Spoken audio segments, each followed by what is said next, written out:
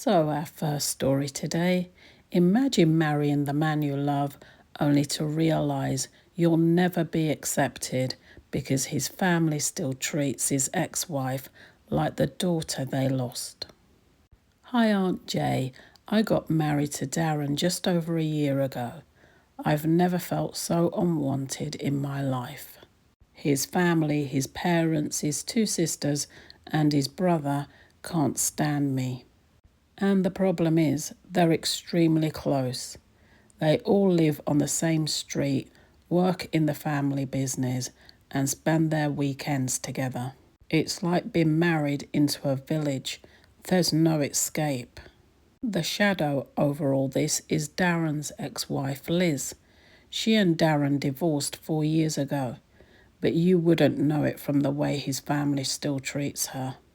They adored Liz, and they still do. She's at every family event, Christmas, birthdays, Sunday dinners. Liz is there smiling like she never left. I'll give you an example. A few weeks ago it was Darren's mum's birthday. I baked a cake, picked out a present, tried to make an effort. When we got to the house, Liz was already there. Not only that, but she organised the whole party. She was running around the kitchen like it was her home. And everyone kept saying, "Oh Liz, you've outdone yourself again."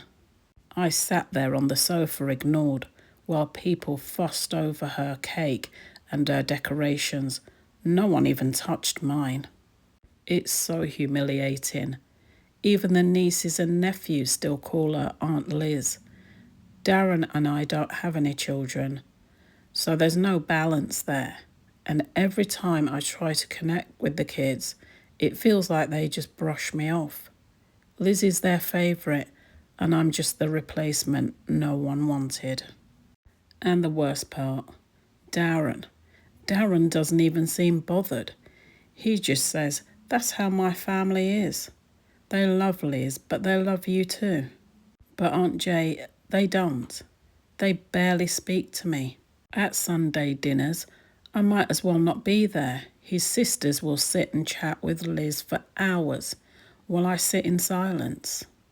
I try to take an interest by asking them questions, but they just give me one-word answers, and they never ask me anything about myself.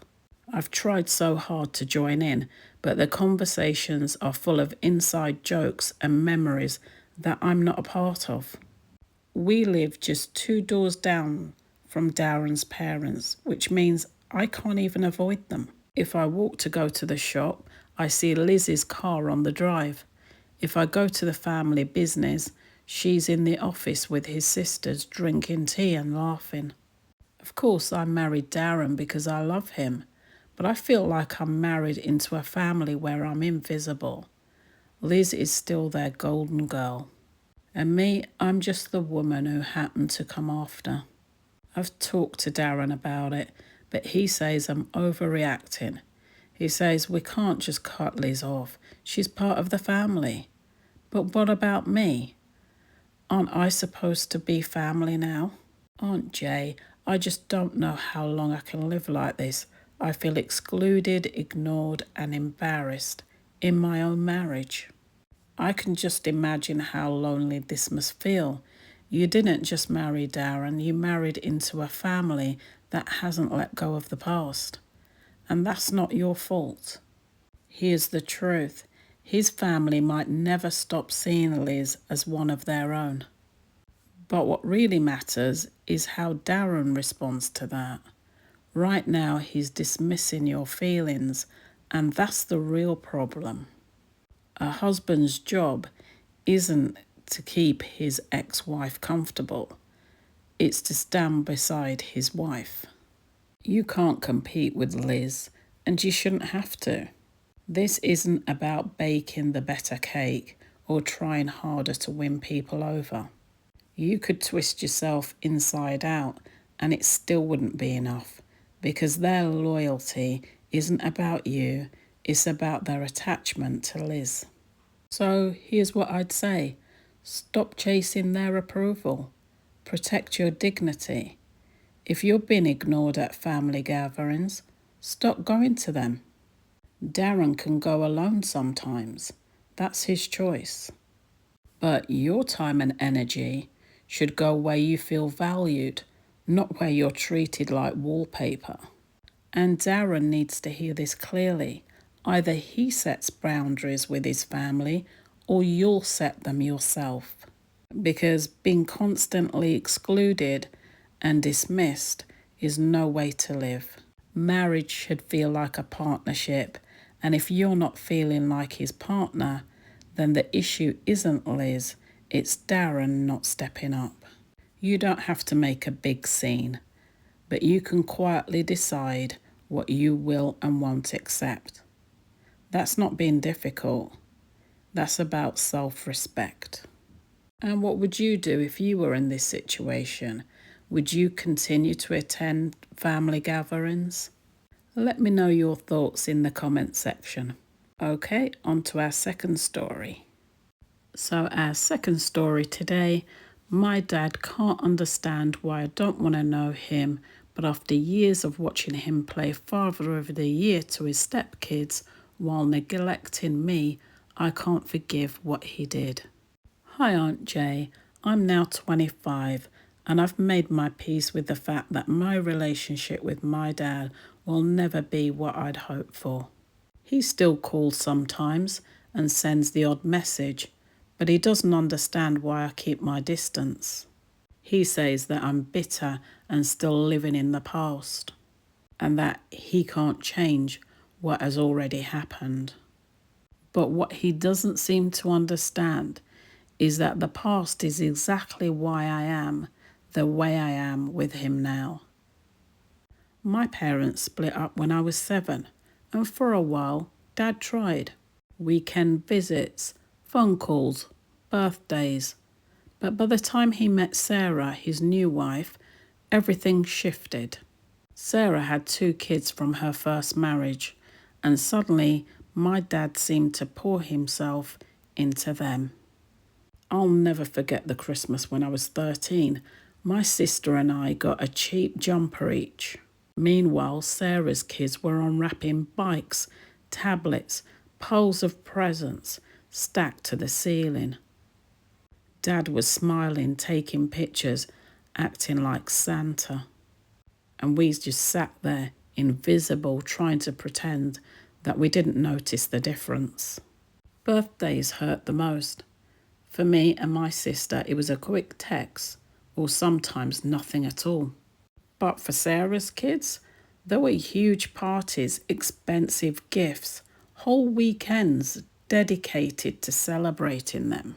School was the same. He never came to my plays, never sat in the audience when I won awards, never showed up to parents' evening.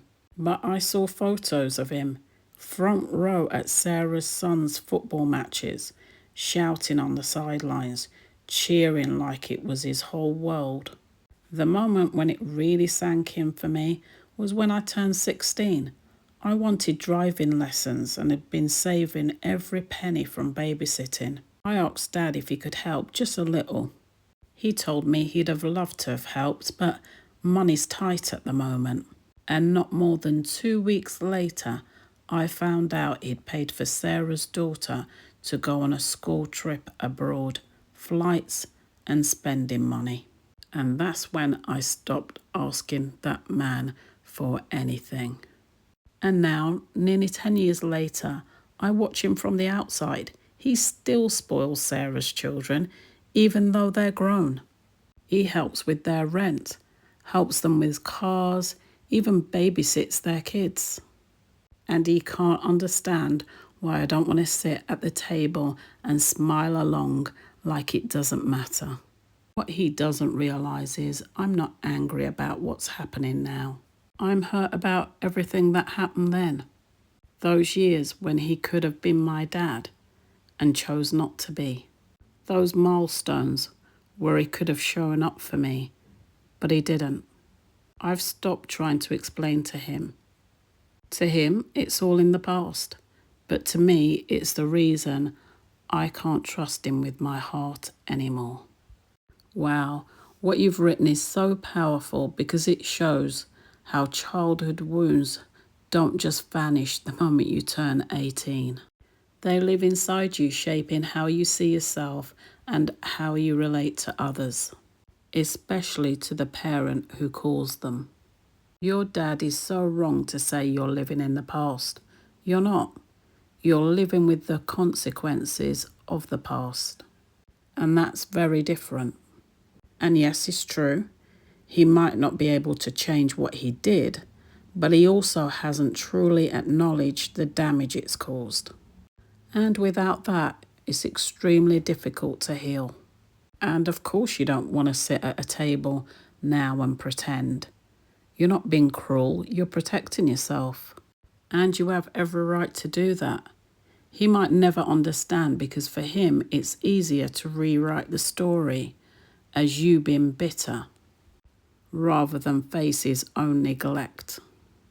My advice, you don't owe him access to your life just because he's your dad. If you choose to keep him at arm's length, that's your boundary and it's valid. And if in time you choose to let him in more, then that's up to you as well. But it has got to be all on your terms and not his. And what matters is that you know the truth. His neglect was never about your worth. It was about his choices. And those choices are why you're cautious with him now. And that's not bitterness.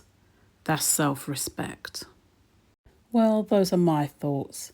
Let's keep this conversation going. Would you forgive your parent? And how would you deal with the situations in today's stories? Let me know in the comments section. I hope you've enjoyed today's stories, and if you have, please consider subscribing. I post videos like this every single week. Until next time, guard your heart and protect your peace.